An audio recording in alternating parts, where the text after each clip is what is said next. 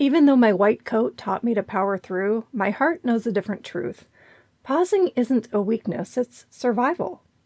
But the dilemma is how to rest as a physician mom when everyone needs you, from your patients to your family to your dog or cat. It can be a challenge to slow down as a type A mom and doctor. I know. I am one. You feel like you'll lose your edge or your credibility or that things will fall apart. But there are ways to reclaim that time and protect your energy with rest. Today I share simple shifts that let you pause without falling behind. I'll introduce you to the snow globe effect and micro practices that turn stolen seconds into reset points. You can stop fearing the break and lean into it. Give yourself permission to pause today because rest is not a luxury, it's a secret superpower. Find the full transcript and more resources for physician moms at inspiredmommds.com/62.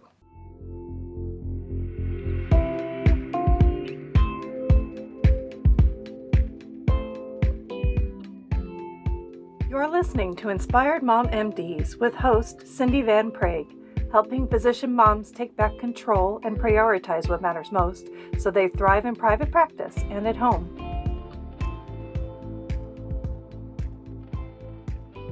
Hi there, and thank you so much for joining me today. Every now and then, I just want to remind you all of what I do here at Inspired Mom MDs. I help physician moms that feel trapped by overwhelm and exhaustion and loss of agency and lack of time, you name it. Imagine waking up refreshed and moving through your day with focus and calm, and ending each evening without feeling guilty, but feeling satisfied. That is the transformation that I had, and I learned the skills to help others get there too. I met a fellow physician mom who revolutionized my way of thinking.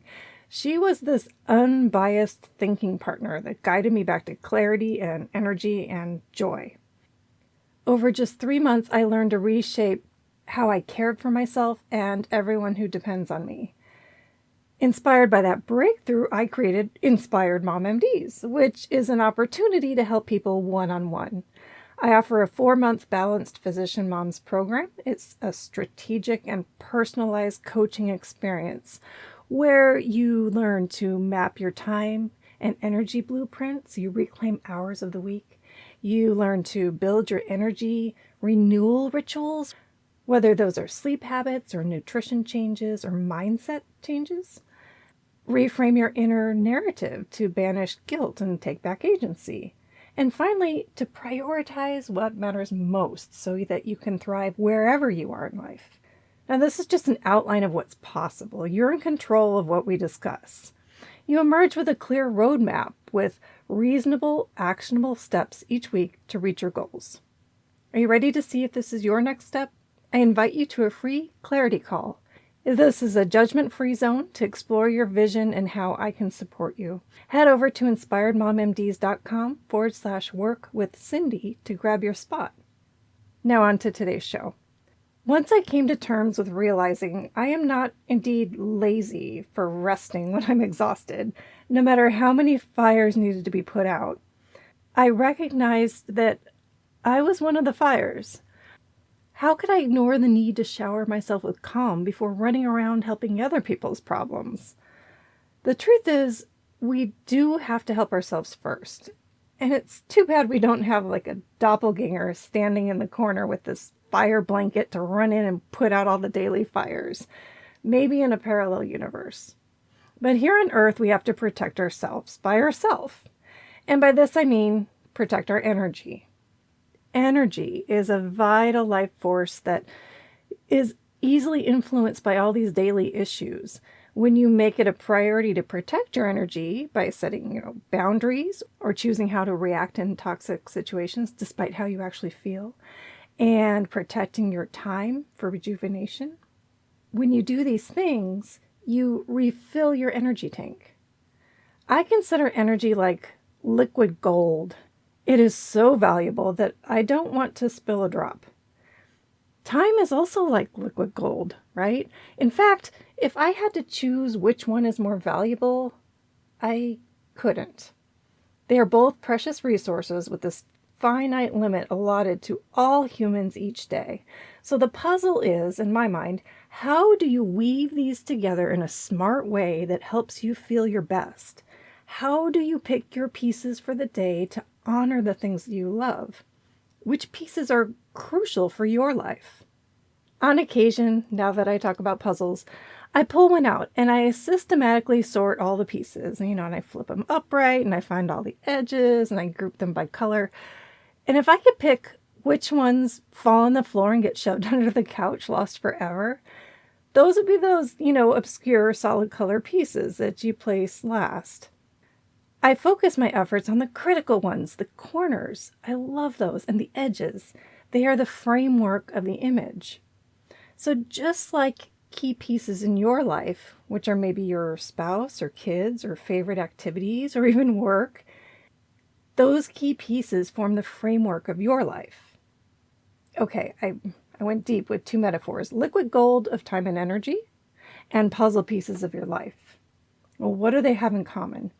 There is a cap or a maximum amount that you can have of each. Oh, and they are all easy to squander and lose bits and pieces of along the way. My goal today is to show you how you can conserve energy without squandering time. When you stop and rest, yes, time keeps moving forward, but let me be clear, you are not losing that time. You are not wasting a precious resource when you hit pause. You are renewing your energy, and that takes time. It's just a fact. Now, how do you make this a priority when pausing still feels so wrong when so many people need you? Slowing down kind of feels dangerous. Last week in episode 61, I talked about the label of laziness and that it is so easy to assign that label and how it is often seen to equal weakness. Well, admitting weakness is dangerous in the competitive world of medicine. It's the last thing a physician would want to portray, especially in front of a patient. There's often no wiggle room for failure. So you keep pushing through the fatigue and the hunger and mental frustration to perform. And that becomes the norm. And your brain tricks you into thinking that this is the life that you chose. And this is what it's meant to be: a physician plus a mom plus all your other identities. To stop running on this hamster wheel feels dangerous, like it will go against what is normal, what you're supposed to do. It feels like taking a break means something's going to fall off the rails, like the hamster wheel, it's going to fall off. So not feeling like you can take a break is a form of toxic productivity. This is from cultural messaging, from indoctrination through medical training, and from internal factors like perfectionism. Now, how about the idea of leaning into the power of pause? This may sound a little woo-woo, but it works. Now, I live in Houston, and the early summer heat is coming too soon once again, and it will linger to about maybe, November. I miss cool weather, and the idea of swirling snow for me is really fun, or maybe just a couple days of it. But what does the weather have to do with pause? I heard a really cool analogy the other day, pun intended, that just clicked. Maybe you'll like it too. Here it is. It's called the snow globe effect. The globe is your brain or the world around you. And when life feels chaotic, it's like thoughts are swirling around in that snow globe and there's almost zero visibility. Okay, but you set down the globe and watch the snow settle, and this beautiful little scene becomes clear. A pause for your mind also restores visibility, and decisions become easier. You have clarity. Clarity doesn't come from pushing harder and kicking up more snowflakes. It comes with a pause and being still long enough for your storm to settle. Science beyond the snow globe supports this theory too. I recently watched a masterclass by Matthew Walker. He's a PhD, and the topic was the science of better sleep, which I just eat this stuff up about sleep. It was fascinating, and one of the many key takeaways was how both sleep and downtime, which is rest, improved decision-making and emotional regulation, and the ability to consolidate your memories. Yes, I'll take all three of those. But I want to rest, but everyone still needs me. How do you reconcile rest with the pressures of all these daily obligations? You may still wonder how to rest as a physician mom. Well, instead of being on call for your entire household, you could set mini boundaries. My oldest kid is heading off to college this summer, and I've been conditioning myself for letting him go. And I'm really grateful for the time left to kind of practice letting him thrive and make his own mistakes while he still has the safety net of home and family to back him up, like right here. But I still have this pressure that I need to make the most of every moment before he goes. So if he comes down the stairs and asks me for something, if I'm right in the middle of something, my instinct is to drop what I'm doing and jump to help him. I don't have much time left, right? I've had to make a conscious effort to pause a second and say, well, of course I'll help, but I need 5 minutes to finish this up. And honestly, I'm doing that, but I still feel a twinge of guilt as he's kind of waiting on me.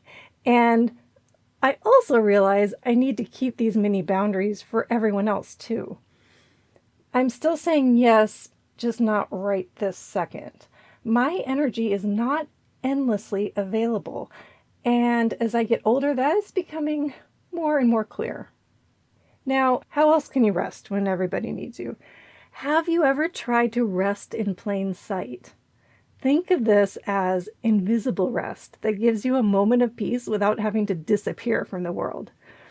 These are micro moments of intentional calm and can be accomplished in whatever way that floats your boat. For example, close your eyes for a full 60 seconds at pivot points in your day, like when you finish charting or after you see your last patient or before your first patient. Or here's another micro moment. Turn down the volume on all the interruptions, maybe with noise-canceling earbuds or turning off notifications on your phone or setting a focus time.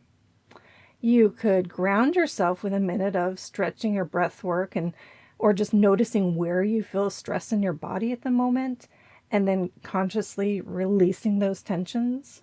When you take your sip of coffee or tea, just fully focus on that moment. Is it too hot? Is it just right? Is it kind of cold? How's the taste? Savor that sip just for a moment. And these are all examples of invisible rest. And they're kind of neat because no one else really notices, but your nervous system will notice. There are also moments that you're alone. My car is my little decompression chamber. I have one task at hand, and that's driving. I can play any audiobook, podcast, or music that fits my mood, or have complete silence. That's pretty awesome. How about when you get home, or just to work? Do you jump out and keep going? I bet you've heard of the driveway pause, and this is where, when you pull into your parking spot, you don't jump out. Pulling into that spot is often the moment when you shift roles between being a doctor, a mom, or you name it. And if you stay in your car for just a minute or two with no phone and no people and just stillness, you give yourself a moment to recharge. Or maybe you need a minute or two of your favorite song. Think of other times that you're truly alone throughout the day. How can you tap into that silence to focus on you and just rest a moment? I would say, the bathroom comes to mind for me, but only after I have already paid my dues of having little kids that keep calling through the door or opening the door. So what I'm getting at is that the power of pause for Dr. Moms isn't optional. My hope for you is that the next time you yearn for rest, you listen to that signal from your body and pause. And a pause doesn't mean you lose momentum. It's actually protecting that liquid gold of time and energy. And the great news is that you don't need to earn your rest. You don't have to prove yourself worthy of slowing down. A break doesn't make you less than. It makes you more present and more grounded and more you. Don't forget to join me next week for another dose of support and inspiration. Until then, take care of yourselves and take care of those who matter most. It's time to take control and thrive. And just a quick reminder, This podcast is for informational and educational purposes only, and it isn't a substitute for medical advice or care. I'm a board-certified physician, but this content isn't connected to my clinical practice, and no doctor-patient relationship is formed here. Please always talk to your own healthcare professional with any mental or physical health concerns. And as always, take what helps and leave the rest. Please see Inspired Mom MDs for full disclosure.